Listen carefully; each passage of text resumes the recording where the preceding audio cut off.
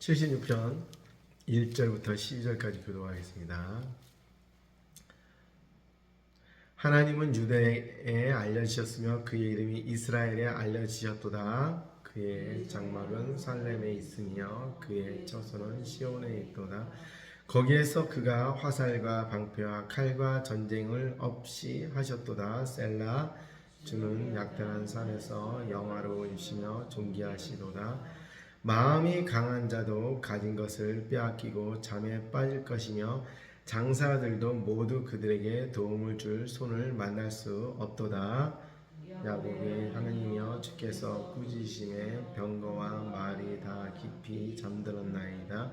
주께서는 경외받을 만한 이시니 주께서 한번 노하실 때 누가 주의 목전에 서리이까. 주께서 하늘에서 판결을 선포하심에 땅이 두려워 잠잠하였나니 곧 하나님이 땅의 모든 온유한 자를 구원하시려고 심판으로 일어나신 때로다. 셀라. 진실로 사람의 노여움은 주를 찬송하게 될 것이요 그 남은 노여움은 주께서 금하시리이다. 너희는 여호와 너희 하나님께 서원하고 갚으라. 사방에 있는 모든 사람도 마땅히 경외할 이에게 예물을 드릴지로다. 그가 국왕들의 길을 꺾으시리니 그는 세상의 왕들에게 두려움이시리로다. 아멘. 이 시간에 우리 제단을 위해서 함께 온 성도들 위해서 함께 기도하겠습니다. 이 시편 76편은 아삽의 시, 아삽의 기도입니다. 이 장면은 어떤 장면이냐면 그 산헤드린이 그 아수르 왕국이 이스라엘 갖다 점령한 그 국가입니다. BC로 치면 721년경 아수르는 오리엔트 지역, 즉 지금으로 말하면은 이 세상에서 그 문명이 가장 세계사를 공부하면 요 오리엔트 문명이 나오는데 거기 어디냐면은 그 지금의 이라크 지역하고 이란 지역까지가 그 당시에는 가장 BC 700년경 기원전에는 최초의 통일 국가 하면 아수르 국가예요. 아수르 국가. 아주 굉장히 강성한 국가죠. 그 국가의 크기를 말한다면 이루 말할 수 없는 어마어마한 강대한 그런 국가인 거죠. 이 강대한 국가가 BC 721년경에 북이스라엘을 먼저 멸망을 시켰어요. 그런 다음에 586년에 또 아수르를 멸망시킨 우리가 많은 얘기 들었던 바벨론이라는 국가가 이 유다를 멸망시킵니다. 근데 721년경 이렇게 딱 보면은 여기 보면은 하나님은 유다에 알려주셨으며 그의 이름이 이스라엘에게 알려주셨다 해서 나라가 나눠진 것을 이렇게 말씀을 딱 하고 있는데 참 하나님께서 선택하시는 것은 연약한 자들을 선택한다는 것이죠. 이스라엘이라는 그 백성은 지금도 강원도 땅만 하다 그랬죠. 근데 이 당시에도 역시 마찬가지예요. 한반도로 친다면은 몇 분의 1이에요? 5분의 1이에요? 6분의 1이에요? 굉장히 작은 국가죠. 어마어마하게 작은 국가를 갖다가 하나님께서 선택하셨어요. 근데 이 국가는 또 960년경 르호보암 왕 솔로몬의 아들의 왕국 때 찢어졌는데 북이스라엘 왕국은 10개의 지파가 왔고 남유다 왕국은 유다와 베냐민이 왔어요. 근데 베냐민은 어떤 쪽이냐면은 사사기 시대에 마지막 때 못된 짓을 해갖고서 11개의 지파하고 싸움을 해갖고서 남자 700명인가 600명만 남은 거예요. 그러니까 거의 멸족한 그 지파가 베냐민 지파예요. 베냐민 지파만 유다에게 붙여주고 그냥 다 10개 지파는 다 그냥 따로 그냥 싸움을 하게 되는데 근데 희한하게 유다가 멸망할 것 같은데 안 멸망했어요.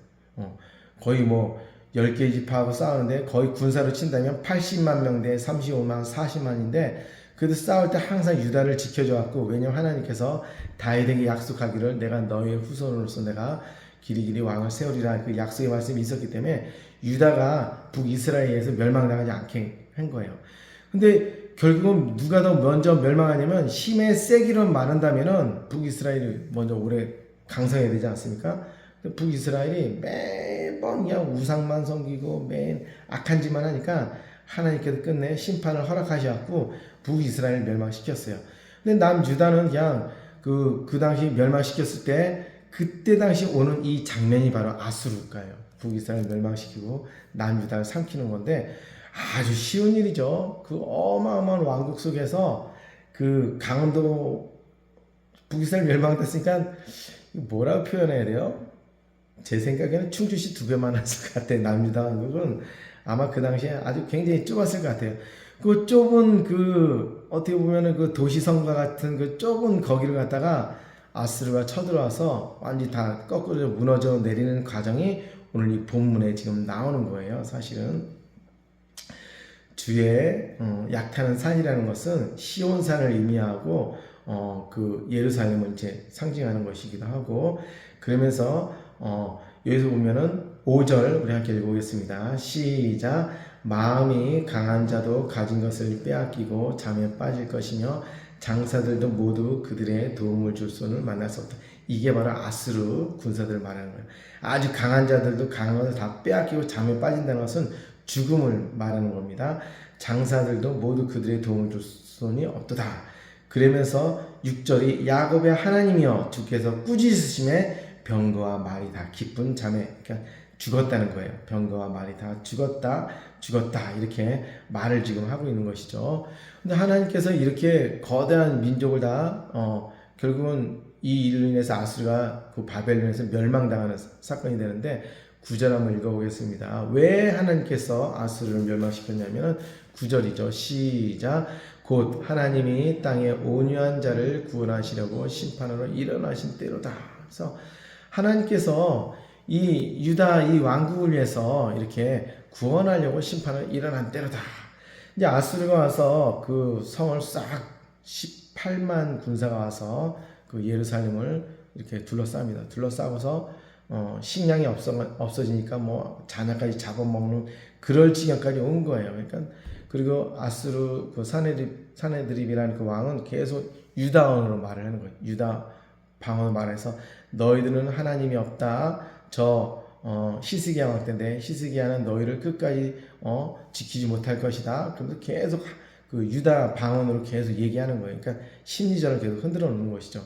그랬을 때 이 히스기야가 또 산헤드림이 편지를 씁니다. 편지를 써갖고서 항복하라고. 근데 이 편지를 갖고서 히스기야 왕이 성전에 가서 울면서 기도하는 거예요. 울면서 기도했을 때 하나님께서 이제 그날 밤에 이제 아수르를 갖다 다 멸족을 시키는 것이죠. 울면서 기도했을 때.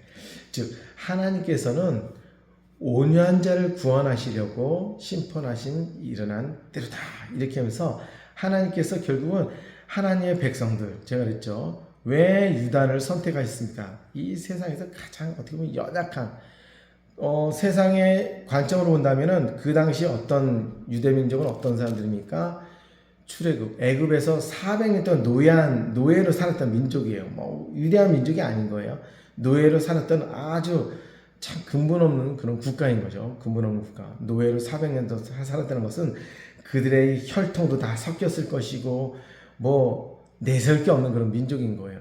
그리고 또 그들이 살고 있는 그 가나안 땅이라는 것은 성경에는 젖과 꿀이 흐르는 땅이지만은 뭐 하나 심으려면은 진짜 비도 많이 오지 않은 그런 아주 척박한 그런 땅이고, 그들이 그 당시에 강성한 힘이 되려면은 곡물이 잘 되고 뭐가 잘 있고 그냥 젖과 꿀이 진짜 성경 말한 것처럼 막 그냥 뭘 심으면 잘 되고, 그래서 곡물이 많아서 군사가 힘이 있고 막 이렇게 되는데 그러한 땅이 아닌 것이죠. 또 한 가지, 그들이 둘러쌌을 때 그들이 그 북이스라엘에서 10개 지파가 쪼개지고 남유다는 그냥 베냐민 지파라고 할 수 없는 하나의 그 조그만 그 남유다와 유다 민족과 그리고 베냐민과 합쳐진 그 국가 안에서 거대한 국가 제국이 와서 이렇게 왔을 때 하나님께서는 온유한 자를 구원하시려고 심판에 일어나신 때로다. 오늘날 우리랑 똑같은 것 같아요. 가장 연약한 자들을 하나님께서 선택하시고, 또 저도 가장 그 부족한 자를 하나님께서 선택하셔서 하나님의 종 삼으시고 하나님의 백성들을 삼으시고 이렇게 지켜보면은 이 연약한 자들을 세워서 그들의 고관의 길을 꺾으시리니 12절 세상의 왕들의 두려움이시로다. 이렇게 연약한 자를 세워서 강한 자를 세우시고 세상의 빛과 소금으로 삼은 것이 하나님의 법칙이 이스라엘 백성을 통해서 이렇게 쭉 구원해 주시고 이끄신 그 과정을 보면은 우리가 볼 수 있지 않을까 싶습니다. 우리가 오늘 76편 보면은 하나님께서 가장 부족한 민족인 이스라엘 백성을 통해서 세계적으로 지금 뭐 한국은 몰라도 이스라엘 모르는 국가는 없지 않습니까? 미국이 전 세계 제패 국가라고 하지만은 미국을 실제로 움직이는 그 민족은 이스라엘이라고 그랬지 않습니까? 영국도 아니고 독일도 아니고 가장 피가 많은 그 백성들은 영국인데 그냥 이스라엘이 그 미국의 모든 경제도 그렇고 정치도 그렇고 뭐 다 실제적으로 움직이는 것은 유대인이다 이렇게 다들 알고 있지 않습니까? 하나님께서 연약한 자들, 가장 못난 자를 세우셔서 세계 최고로 이렇게 만든다는 건 사실입니다. 오늘도 우리가 살아갈 때 하나님께서 우리를 선택하시고 우리를 붙잡으시고 이끄신 그 이유도 어떻게 보면 또 우리 방국교회도 하나님의 귀하신 피값으로 세워진 것도 연약하지만은 우리가 하나님을 의지하고 나갈 때는 아수르 같은 거대 제국도 이길 수 있는 것처럼 하나님의 사람들은 거대한 어떤 그 민족이라 제국이라 다 이길 수 있는 것도 하나님께서 친히 선택하시고 하나님께서 친히 힘을 주시기 때문에 이 모든 것이 되어진다는 것은 사실입니다. 오늘도 우리의 주의 말씀과 더불어서 이기고 또 승리하고 또 승리를 선포할 수 있는 귀한 저와 여러분이 되기를 주님의 이름으로 축복합니다. 기도하겠습니다.